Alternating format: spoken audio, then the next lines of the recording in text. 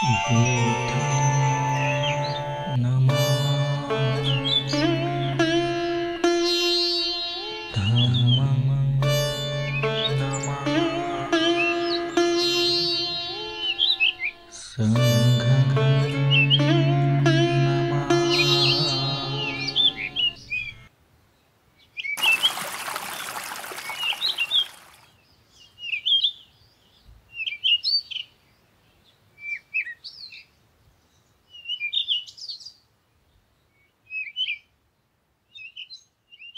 Part 2.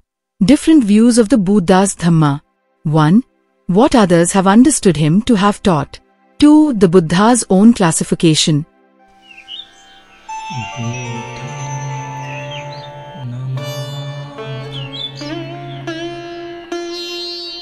Dhamma Nama Sangha Nama.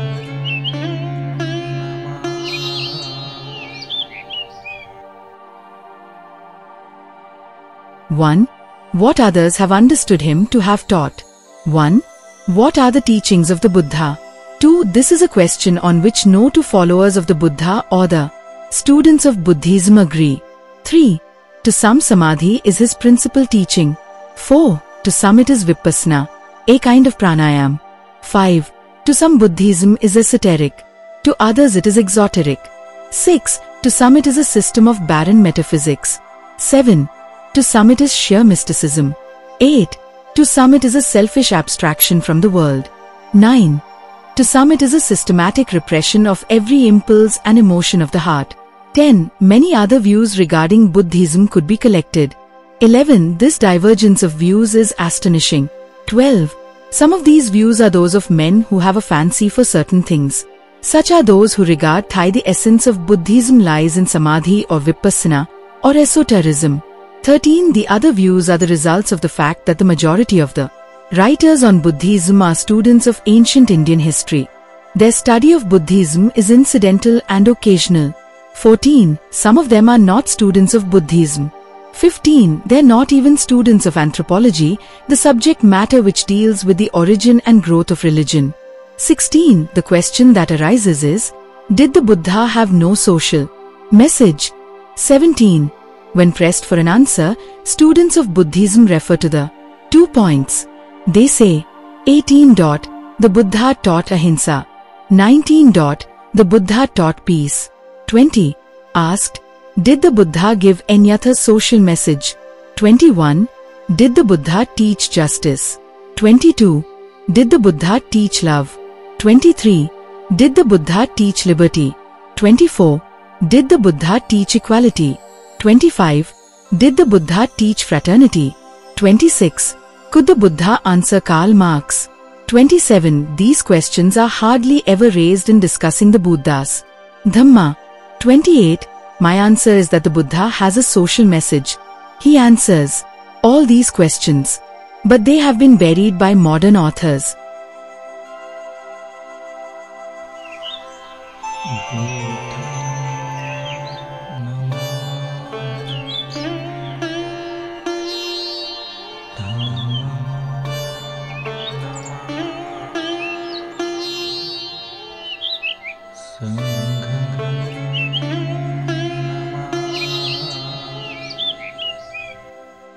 The Buddha's own classification. 1. The Buddha adopted a different classification of Dhamma. 2. The first category he called Dhamma. 3. He created a new category called not Dhamma, Adhamma, though it went by the name of Dhamma. 4. He created a third category which he called Sadhamma.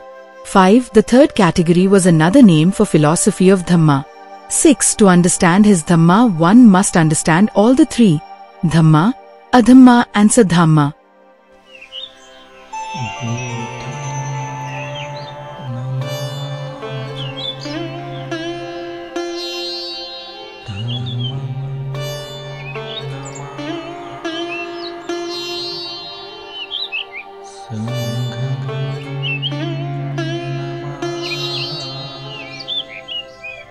Part 3. What is Dhamma? 1. To maintain purity of life is Dhamma. 2. To reach perfection in life is Dhamma. 3. To live in Nibbana is Dhamma. 4. To give up craving is Dhamma. 5. To believe that all compound things are impermanent is Dhamma. 6. To believe that karma is the instrument of moral order is Dhamma.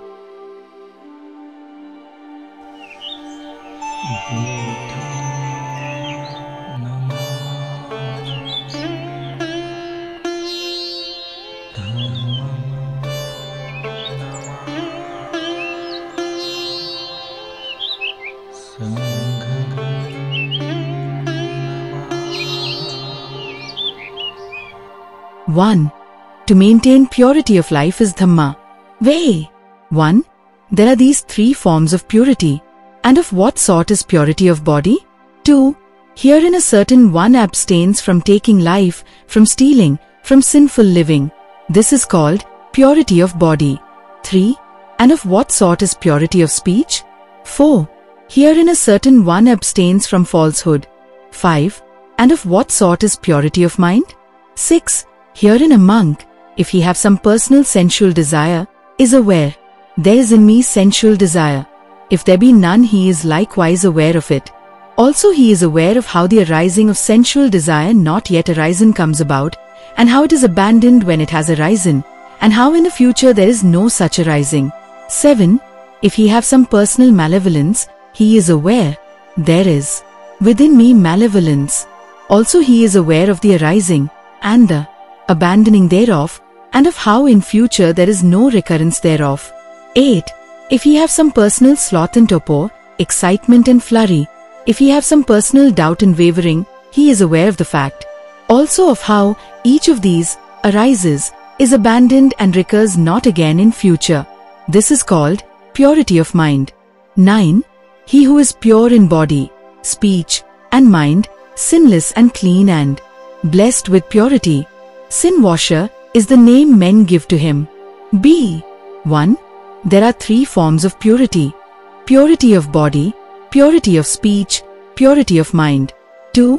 And of what sort is purity of body? 3. Herein a certain one abstains from taking life, from stealing, from wrong practice in sensual lusts. This is called purity of body. 4. And of what sort is purity of speech? Herein a certain one abstains from falsehood, from idle babble. This is called purity of speech. 6. And of what sort is purity of mind? 7. Herein a certain one is not covetous or malevolent of heart and has right view. This is called purity of mind. These are the three forms of purity. C. 1. There are these 5 weaknesses which are a source of weakness too. Training. What 5? 2. Taking life, taking what is not given, lustful, evil practices, lying, and indulging in spirituous liquors, which cause idleness. 3. These are the 5 causes which lead to failure. 4. When these 5 sources of weakness to training are put away, 4 arisings of mindfulness should be made to become. 5. Herein a monk abides contemplating the body as body, strenuous, mindful and self-possessed, having overcome both the hankering and discontent common in the world. 6. He abides contemplating the feelings as feelings. 7. He abides contemplating the mind as mind. 8. He abides contemplating ideas as ideas, strenuous, mindful and self-possessed, having overcome both the hankering and discontent common in the world. 9. When these 5 sources of weakness to training are put away, these 4 arisings of mindfulness should be made to become. D. 1. There are these 3 failures. Failure in morals, failure in mind, failure in view. 2. And of what sort is failure in morals? A certain one takes life, steals, is a wrongdoer in sensual desires, a liar, a slanderer, of bitter speech, an idle babbler. This is called failure in morals. 3. And of what sort is failure in mind? 4. A certain one is covetous and malevolent of heart. This is called failure in mind. 5. And of what sort is failure in view? 6. Herein a certain one holds the depraved, the perverse view that there is no virtue in almsgiving, in sacrifice, in offerings, that there is no fruit, no result of good and evil deeds, that this world is not, that there is no world beyond, that there is no mother, no father, No beings of spontaneous birth, that in the world are no recluses and Brahmins who have won the summit, who have won perfection, who of themselves by their own intuitional powers have realized the world beyond and can proclaim it. This, monks, is called failure in view. 7 monks, it is due to failure in morals, failure in mind and in view, that beings, when body breaks up after death, are reborn in the waste, the way of woe, in the downfall, in purgatory. Such are the 3 failures. 8 monks, there are these 3 successes. What 3?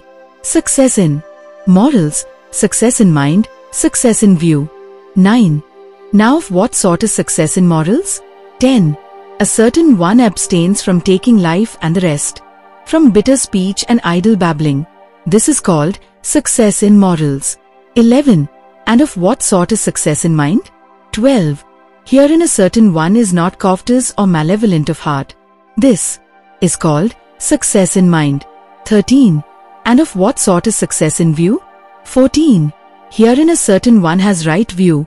He holds with certainty that there is virtue in almsgiving, in sacrifice, in offerings, that there is fruit and result of good and evil deeds, that this world is, that there is a world beyond, that mother, father and beings of spontaneous birth do exist, that in the world there are recluses and Brahmins who have realized the world beyond and can proclaim it. This, monks, is called success in view. 15.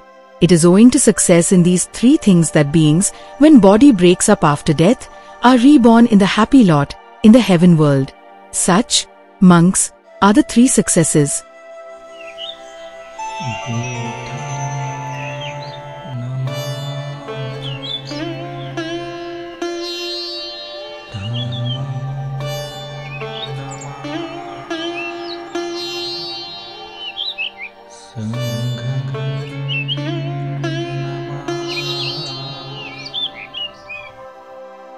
Two, to reach perfection in life is Dhamma. 1. There are these 3 perfections. 2. Perfection in body, speech and mind. 3. And of what sort is perfection in mind? 4. By the destruction of the asavas, realizing in this very life himself. Knowing it thoroughly, the hurts release, the release by insight which is free from the asavas, having attained it abides therein. This is called perfection in mind. These are the 3 bodily perfections. 5. There are other perfections. The Buddha explained them too. Subhuti. 6. Subhuti. What is a bodhisattva's perfection of giving? 7. The Lord. Here a bodhisattva, his thoughts associated with the knowledge of all modes, gives gifts, i.e., inward or outward things, and, having made them common to all beings, he dedicates them to supreme enlightenment, and also others he instigates thereto. But there is nowhere an apprehension of anything. 8. Subhuti. What is a bodhisattva's perfection of morality? 9. The Lord. He himself lives under the obligation of the 10 ways of wholesome acting, and also others he instigates thereto. 10. Subhuti. What is a bodhisattva's perfection of patience? 11. The Lord. He himself becomes one who has achieved patience, and others also he instigates to patience. 12. Subhuti. What is a bodhisattva's perfection of vigor? 13. The Lord. He dwells persistently in the 5 perfections, and also others he instigates to do likewise. 14. Subhuti. What is the bodhisattva's perfection of concentration or meditation? 15. The Lord. He himself, through skill and means, enters into the trances, yet he is not reborn in the corresponding heavens of form as he could, and others also he instigates to do likewise. 16. Subhuti. What is a bodhisattva's perfection of wisdom? 17. The Lord. He does not settle down in any dharma. He contemplates the essential original nature of all dharmas, and others also he instigates to the contemplation of all dharmas. 18. It is Dhamma to cultivate these perfections.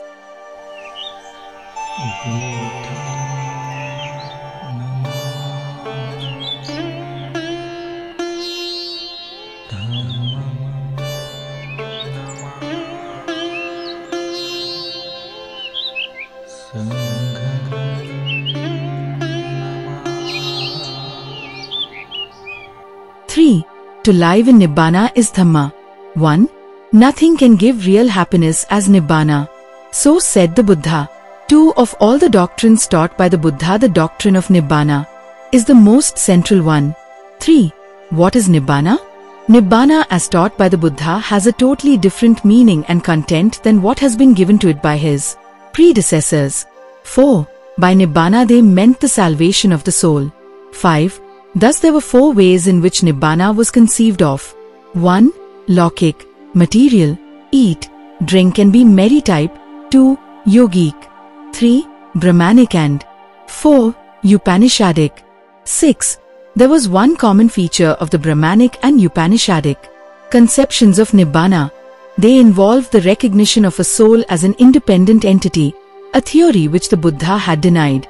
The Buddha had therefore no difficulty in rejecting the Brahmanic and Upanishadic teaching of Nibbana. 7. The Lokik conception of Nibbana was too materialistic to appeal to the Buddha. It meant nothing but the satisfaction of man's animal appetites. There was nothing spiritual in it. 8. To accept such a conception of Nibbana, the Buddha felt was a gross wrong that can be done to a human being. 9. For the satisfaction of appetites can result only in creating more appetites. Such a way of life could bring no happiness, he thought. On the contrary, such happiness was sure to bring more unhappiness. 10. The yogi conception of Nibbana was a purely temporary state. The happiness it brought was negative. It involved disassociation from the world. It avoided pain but gave no happiness. Whatever happiness it may be said to bring lasted as long as the yoga lasted. It was not permanent. It was temporary. 11. The Buddha's conception of Nibbana is quite different from that of his predecessors. 12. There are 3 ideas which underlie his conception of Nibbana. 13. Of these the happiness of a sentient being as distinct from the salvation of the soul is one. 14. The second idea is the happiness of the sentient being in samsara while he is alive. But the idea of a soul and the salvation of the soul after death are absolutely foreign to the Buddha's conception of Nibbana. 15. The third idea which underlies his conception of Nibbana is the exercise of control over the flames of the passions which are always on fire. 16. That the passions are like burning fire was the text of a sermon which the Buddha delivered to the bhikkhus when he was staying in Gaya. This is what he said. 17. All things, O bhikkhus, are on fire. And what? 0 priests are all these things which are on fire? 18. The eye, O bhikkhus, is on fire. Forms are on fire. Eye consciousness is on fire. Impressions received by the eye are on fire. And whatever sensation, pleasant, unpleasant, or indifferent, originates in dependence on impression received by he type, that also is on fire. 19. And with what are these on fire? 20. With the fire of passion say I, with the fire of hatred, with the fire of infatuation, with birth, old age, death, sorrow, lamentation, misery, grief and despair are they on fire. 21.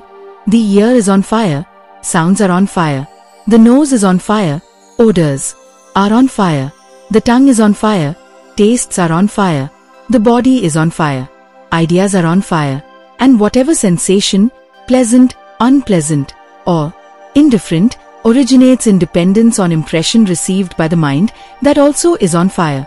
22. And with what are these on fire? 23. With the fire of passion, say I, with the fire of hatred, with the fire of infatuation, with birth, old age, death, sorrow, lamentation, misery, grief, and despair are they on fire. 24. Perceiving this, O bhikkhus, the learned and noble conceives an aversion, and in conceiving this aversion, he becomes divested of passion, and by the absence of passion he becomes free, and when he is free he becomes aware that he is free. 25. How can Nibbana give happiness? That is the next question which calls for explanation. 26. The common notion is that man is unhappy because he is in want. But this is not always true. Man is unhappy even though he is in the midst of plenty. 27. Unhappiness is the result of greed, and greed is the bane of life of those who have as well as of those who have not. 28. This the Buddha has made clear in a sermon delivered to the bhikkhus in which he said. 29. Excited by greed, Lobha, brothers, furious with anger. Dosa, blinded by delusion. Moha, with mind overwhelmed, with mind enslaved. Men reflect upon their own misfortune. Men reflect upon the misfortune of others. Men experience mental suffering and anguish. 30. If, however, greed, anger and delusion are done away, men reflect neither upon their own misfortune nor on mental suffering and anguish. 31. Thus, brothers, is Nibbana visible in this life and not merely in the future, inviting, attractive, accessible to the wise disciple. 32. Herein lies the explanation of what consumes man and makes him unhappy. By using this analogy of burning fire to the working of human passions, the Buddha has given the most forceful explanation for the unhappiness of man. 33. What makes man unhappy is his falling a prey to his passions. These passions are called fetters which prevent a man from reaching the state of Nibbana. The moment he is free from the sway of his passions, i.e., he learns to achieve Nibbana, man's way to happiness is open to him. 34. These passions, according to the Buddha's analysis, fall under three groups. 35. First, that which refers to all degrees of craving or attachment, such as lust, infatuation and greed, lobha. 36. Second, that which refers to all degrees of antipathy, hatred, anger, vexation or repugnance, dosa. 37. Third, that which refers to all degrees of ignorance, delusion, dullness and stupidity, moha or avidya. 38. The first and second fires relate to the emotions and over the whole scale of one's attitudes and feelings towards other beings, while the third fire relates to all ideas that are in any way removed from the truth. 39. There are certain misunderstandings about the Buddha's doctrine of Nibbana. 40. The word Nibbana etymologically means outblowing, extinguishing. 41. Taking hold of this root meaning of the word, critics have tried to make nonsense of the doctrine of Nibbana. 42. They hold that Nibbana means extinction of all human passions, which is equivalent to death. 43. They have by this means tried to throw ridicule over the doctrine of Nibbana. 44. That such is not the meaning of Nibbana is quite clear if one examines the language of the fire sermon. 45. The fire sermon does not say that life is burning and death is extinction. It says passions are on fire. 46. The fire sermon does not say that the passions must be extinguished completely. It says do not add fuel to the flame. 47. Secondly, critics have failed to make a distinction between Nibbana and Parinibbana. 48. As the Urana says, Parinibbana occurs when the body becomes disintegrated, all perceptions become stopped, all sensations die away, the activities cease and consciousness goes away. Thus Parinibbana means complete extinction. 49. Nibbana can never have this meaning. Nibbana means enough control over passion so as to enable one to walk on the path of righteousness. It was not intended to mean anything more. 50. That Nibbana is another name for righteous life is made clear by the Buddha himself to Radha. 51. Once the Venerable Radha came to the Exalted One. Having done so, he saluted the Exalted One and sat down at one side. So seated, the Venerable Radha thus addressed the Exalted One, "Pray Lord, what for is Nibbana?" 52. Nibbana means release from passion, replied the Lord. 53. But Nibbana, Lord, what is the aim of it? 54. Rooted in Nibbana, Radha, the righteous life is lived. Nibbana is its goal. Nibbana is its end. 55. That Nibbana does not mean extinction is also made clear by Sariputta in the following sermon. 56. Once the blessed Lord was staying at Shravasti in Anath Pindika's Arma, where Sariputta was also staying. 57. The Lord, addressing the brethren, said, "Almsmen, be ye partakers not of the world's goods but of my doctrine. In my compassion for you all I am anxious to ensure this." 58. Thus spoke the Lord, who thereupon rose and passed to his own cell. 59. Sariputta remained behind and the brethren asked him to explain, "What is Nibbana?" 60. Then Sariputta in reply to the brethren said, "Brethren, know ye, that greed is vile, and vile is resentment." 61. To shed this greed and this resentment, There's the middle way which gives us eyes to see and makes us know, leading us on to peace, insight, enlightenment and Nibbana. 62. What is this middle way? It is not but the noble eightfold path of right outlook, right aims, right speech, right action, right means of livelihood, right effort, right mindfulness, and right concentration. This, almsmen, is the middle way. 63. Yes, sirs, anger is vile and malevolence is vile, envy and jealousy are vile, niggardliness and avarice are vile, hypocrisy and deceit and arrogance are vile, inflation is vile, and indolence is vile. 64.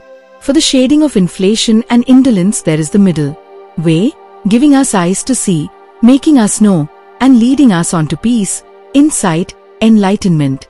65. Nibbana, which is not but that noble eightfold path. 66. Thus spoke the revered Sariputta, glad at heart, the almsman rejoiced at what he had said. 67. That the idea underlying Nibbana is that it is the path of righteousness. No one will mistake Nibbana for anything else. 68. Complete annihilation is one extreme and Parinibbana is another extreme. Nibbana is the middle way. 69. So understood, all confusion about Nibbana will disappear.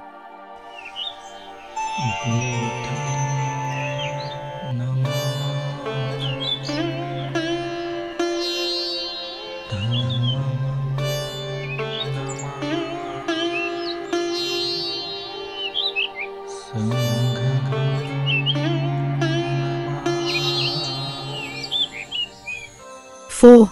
To give up craving is Dhamma.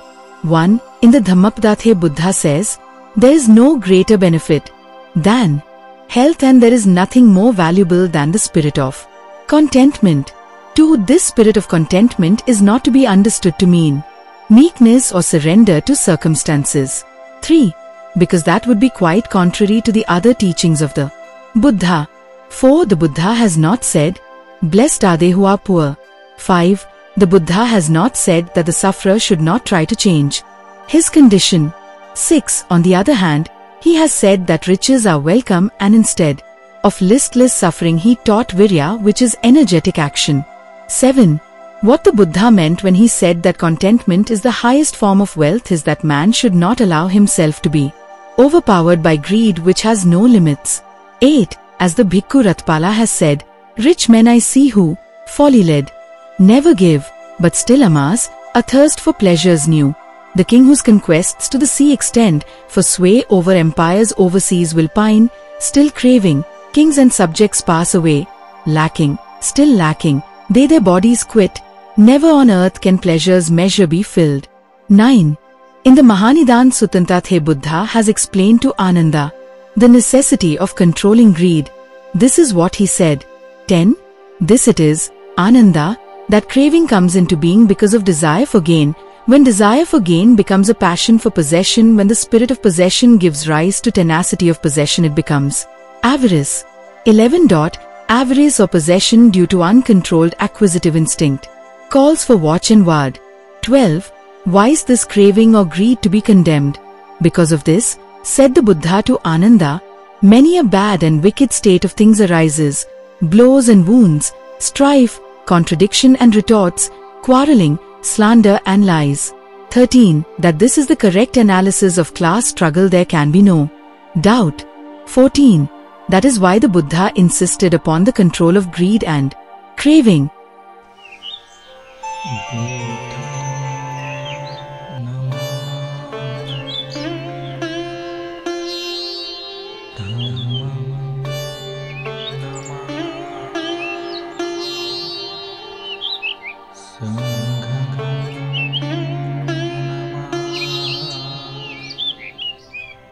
Five. To believe that all compound things are impermanent is Dhamma. 1. This doctrine of impermanence has three aspects. 2. There's the impermanence of composite things. 3. There's the impermanence of the individual being. 4. There's the impermanence of the self-nature of conditioned things. 5. The impermanence of composite things has been well explained by the great Buddhist philosopher Asanga. 6. All things, says Asanga, are produced by the combination of causes and conditions and have no independent noumenon of their own. When the combination is dissolved, their destruction ensures. 7. The body of a living being consists of the combination of 4 great elements, viz., earth, water, fire and air. And when this combination is resolved into the 4 component elements, dissolution ensues. 8. This is what is called the impermanence of a composite entity. 9. Impermanence of the living individual is best described by the formula, being is becoming. 10. In this sense, a being of a past moment has lived, but does not live nor will he live. The being of a future moment will live, but has not lived nor does he live.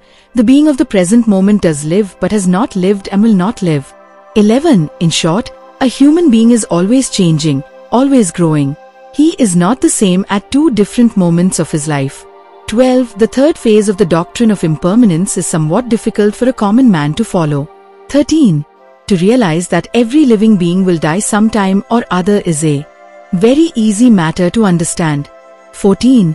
But it is not quite so easy to understand how a human being can go on changing, becoming, while he is alive. 15. Oh, how is this possible? The Buddha's answer was, this is possible because all is impermanent. 16. This later on gave rise to what is called Sunyavad. 17. The Buddhist Sunyata does not mean nihilism out and out. It only means the perpetual changes occurring at every moment in the phenomenal world. 18. Very few realize that it is on account of Sunyata that everything becomes possible. Without it, nothing in the world would be possible. It is on the impermanence of the nature of all things that the possibility of all other things depends. 19. If things were not subject to continual change but were permanent and unchangeable, the evolution of all of life from one kind to the other and the development of living things would come to a dead stop. 20. If human beings died or changed but had continued always in the same state, what would the result have been? The progress of the human race would have come to a dead halt. 21. Immense difficulty would have arisen if Sunya is regarded as being void or empty. 22. But this is not so. Sunya is like a point which has substance but neither breadth nor length. 23. All things are impermanent was the doctrine preached by the Buddha. 24. What is the moral of this doctrine of the Buddha? This is a much more important question. 25. The moral of this doctrine of impermanence is simple. Do not be attached to anything. 26. It is to cultivate detachment from property, from friends, etc., that he said, all these are impermanent.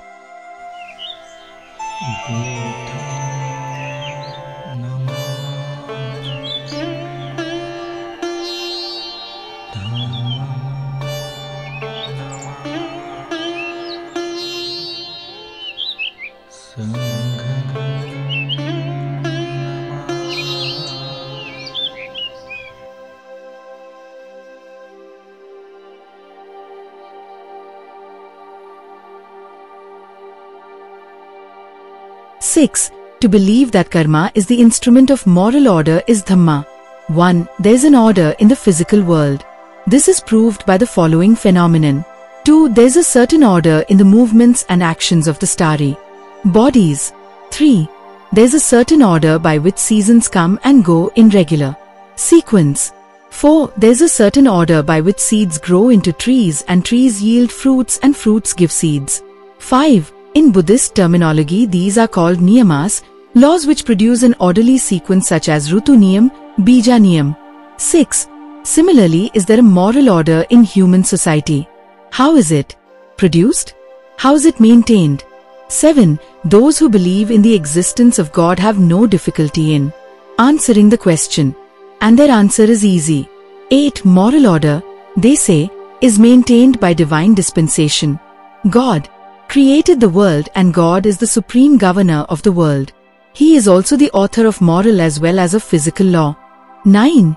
Moral law, according to them, is for man's good because it ensues from divine will. Man is bound to obey God who is his maker, and it is obedience to God which maintains the moral order. 10. Such is the argument in support of the view that the moral order is maintained by divine dispensation. 11. The explanation is by no means satisfactory. For if the moral law has originated from God, and if God is the beginning and end of the moral order, and if man cannot escape from obeying God, why is there so much moral disorder in the world? 12. What is the authority of the divine law? What is the hold of the divine law over the individual? These are pertinent questions. But to none of them is there any satisfactory answer from those who rely on divine dispensation as the basis for the moral order. 13. To overcome these difficulties, the thesis has been somewhat modified. 14. It is said, no doubt creation took effect at the command of God. It is also true that the cosmos entered upon its life by His will and by His direction. It is also true that He imparted to the cosmos once for all the energy which served as the driving power of a stupendous mechanism. 15. But God leaves it to nature to work itself out in obedience to the laws originally given by Him. 16. So that if the moral order fails to work out as expected by God, the fault is of nature and not of God. 17. Even this modification in the theory does not solve the difficulty, it only helps to exonerate God from His responsibility. For the question remains, why should God leave it to nature to execute His laws? What is the use of such an absentee God? 18. The answer which the Buddha gave to the question, how is moral order maintained, is totally different. 19. His answer was simple. It is the Kamma Niyam and not God which maintains the moral order in the universe. That was the Buddha's answer to the question. 20. The moral order of the universe may be good or it may be bad. But according to the Buddha, the moral order rests on man and on nobody else. 21. Kamma means man's action and Vipka is its effect.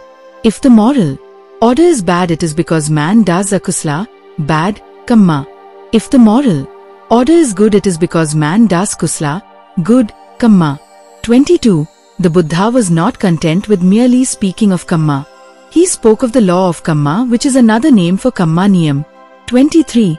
By speaking of the law of Kamma, what the Buddha wanted to convey was that the effect of the deed was bound to follow the deed, as surely as night follows day. It was like a niyam or rule. 24. No one could fail to benefit by the good effects of a kusala Kamma and no one could escape the evil effects of akusala Kamma. 25. Therefore, the Buddha's admonition was, do kusala Kamma so that humanity may benefit by a good moral order which a kusala Kamma helps to sustain. Do not do akusala Kamma, for humanity will suffer from the bad moral order which an akusala Kamma will bring about. 26. It may be that there is a time interval between the moment when the Kamma is done and the moment when the effect is felt. It is so, often enough. 27. From this point of view, Kamma is either 1. Dittha Dhamma, Vedniya Kamma, immediately effective Kamma. 2. Upapajya Vedne, Kamma, remotely effective Kamma. And 3. Aporpariya Vedniya Kamma, indefinitely effective Kamma. 28. Kamma may also fall into the category of ahosi Kamma, i.e., Kamma which is non-effective.